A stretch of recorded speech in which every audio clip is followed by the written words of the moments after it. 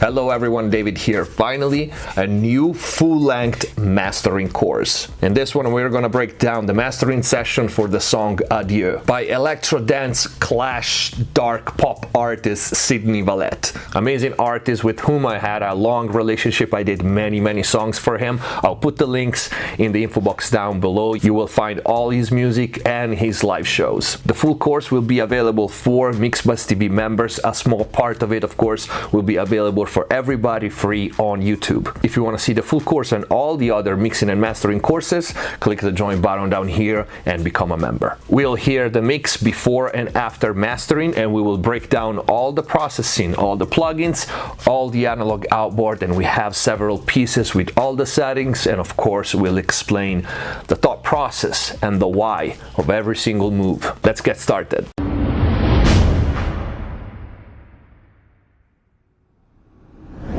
Alright, this is actually an extended club version of the single, so it's a pretty long song. It's almost 7 minutes, so I'm not gonna play the entire thing, but I'm gonna play right now the mix, which is the yellow track that you see here, versus the master, which is the purple track below it. The mix was pretty good to begin with, which is always nice, but there was definitely room for improvement, and not that matters that much, but the final result, as you can see, measures roughly -6 LUFS short term and a -7 long term. Keep an eye on the screen when I switch between the mix and the master, although you will definitely hear it. And keep in mind that I lowered my master of more than 5 dB, which is 3 dB lower than where the mix peaks, so I don't fool you with levels. So keep in mind the master would be actually 5.4 dB louder than what you hear here, and maybe I will put it back to 0 and I will give you the comparison with also the level difference. Here we go.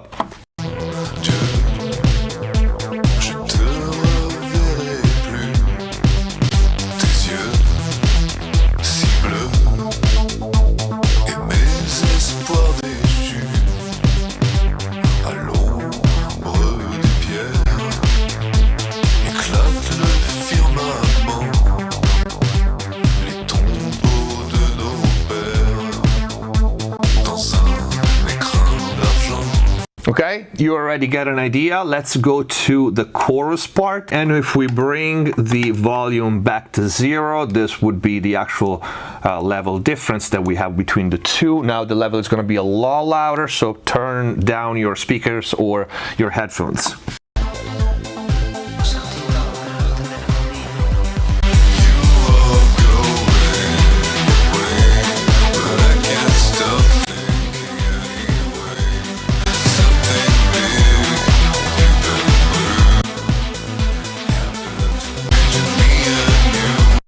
Okay, so this was the difference between the mix and the master. Now let's take a look at the processing and what did I do to this track. You can see I have only 5 plugins on the digital side, and then I have my hardware insert. Of course, this comes first, and the lesson already starts because this is a unit that likes raw transients. The Empress Tube Pultec EQ, I'm just using it for that top end because for this track I really like the color that was giving me in that top end, but I actually split the top shelf boost, let's put it this way, between the Empress and the Maggie Cube. Let's take a look at the digital processing, those 5 plugins that we have there. The first processing that we have is Suit 2 by OX Sound. Before telling you what I use this for in this track, let's take a look quickly at my settings. I have oversample a 2 and resolution a high. One thing to pay attention to is that I only engage this one red band here, and I make sure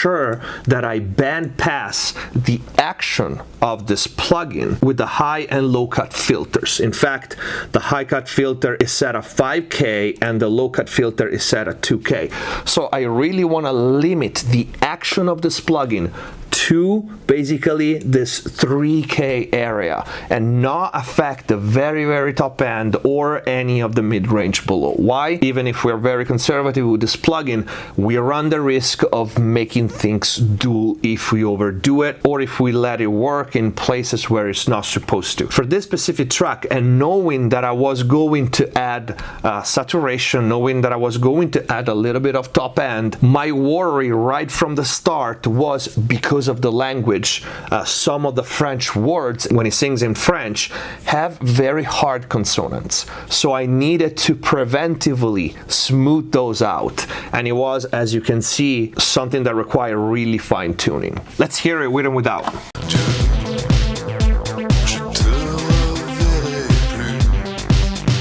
These first words are already a good example. So with.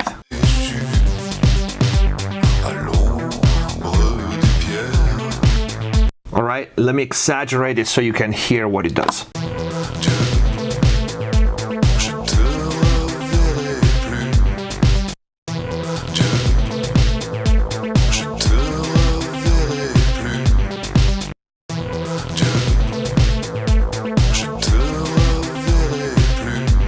Very subtle, very smooth, but remember, this is so I don't feed to the saturator, to the other machines, those hard consonants completely raw and very edgy. So this smooths out those parts a little bit.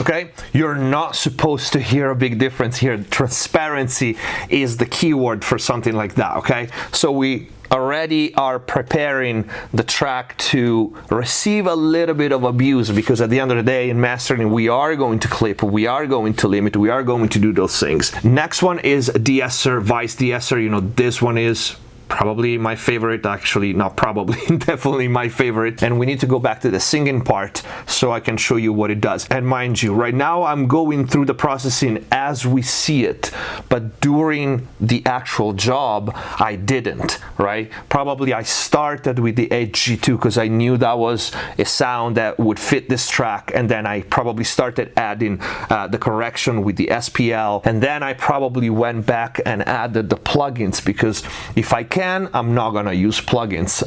If I can, I'm gonna use the less amount of processing, whether it's analog or hardware, okay? But so to say that we're going through the processing as we see it, but that's not the chronological order that I used during the actual job. First of all, let's hear with and without the Weiss DS.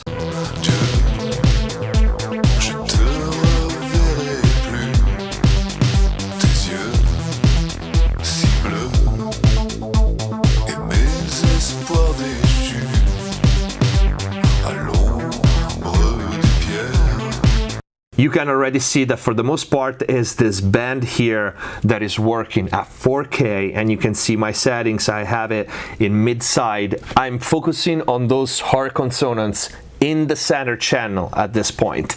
And if we go into the advanced tabs, you will also see that my ratio is all the way up, because what I'm trying to do here is I'm trying to keep the threshold as high as possible, so it really doesn't catch anything else other than the hyper focused range where the hard consonants are.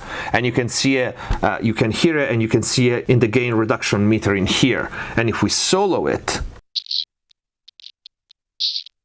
okay, those S's, those hard sounds, top end probably doesn't work at all, just there as a safe net.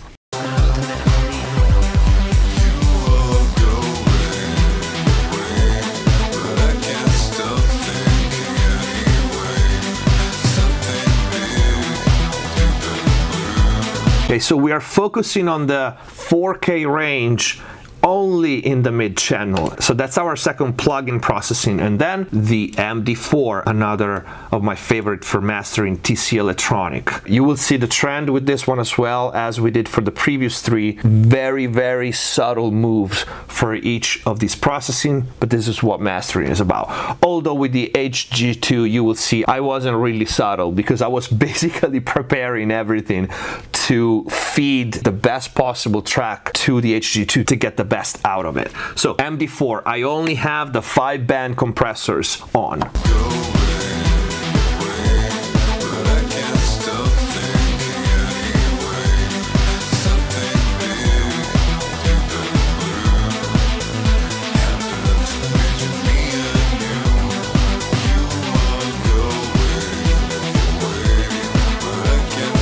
Very, very minimal. You can see the gain reduction on the second from the top band to do what? To again smooth out that high mid-range. You will see I have no makeup and I have attack at 2, so again pretty fast. The high range you can't really go slow unless you want to enhance the attack and the trance, and in this case I want to kind of shave it off a little bit with again a mid to slow release because I don't want jerky movements here, I want musicality. Crossover, you can see where the crossover is at, so again it focuses on that 2, 3, 4K range for that band. There's nothing else. The configuration is stereo and normal.